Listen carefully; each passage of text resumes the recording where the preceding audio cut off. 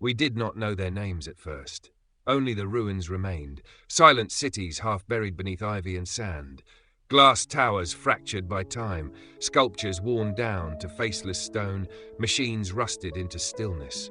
But even in decay there was intention. Patterns in architecture, colors in the murals, music etched into crystal that still played, even after the species was gone. We, the Olvari, arrived long after the silence had taken hold. We were archivists by nature, preservers of meaning, and what we found on that little blue world spun on its lonely axis changed everything. They called themselves humans. At first, we thought they were like many others, flesh-bound, war-prone, ingenious in bursts, tragically brief in form. Their disappearance was assumed to be yet another footnote in the long ledger of extinct civilizations. But then we found the stories. It began with a dusty journal, preserved in the ruins of a place they called a library.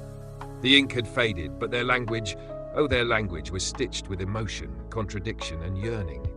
It told of a child learning to dance alone after their mother's passing. Not a tale of conquest or science, but of aching resilience. We were silent for a long time after reading it, so we searched deeper.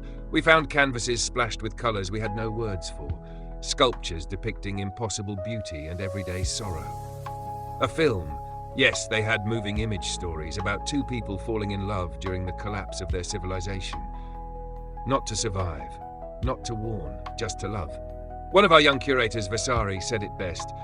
They did not build to last, they built to be remembered. So we began the sanctuary. Not a tomb, not a museum, a place of living memory, a garden carved from broken cities, each structure built with fragments of what they left behind. We embedded their art into our architecture, their stories into the stone. We designed a chamber where their music could echo endlessly, and another where the air shimmered with their spoken words, translated and retold by dozens of species, each voice layering on the last, like a choir across time. And in the center, beneath a dome of shattered glass and hope, we placed a single plaque with words translated from a child's school essay found buried under rubble. We don't live forever, but maybe our stories do.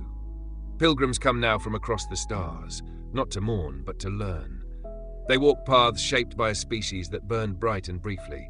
They ask us, why did the humans vanish? We still do not know.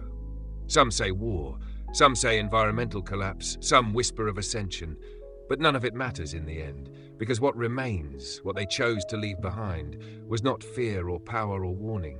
It was feeling, it was beauty, it was them. There's a bench I sit on often, facing a sculpture they titled Mother with Sleeping Child. I am not of their kind, and yet I understand it.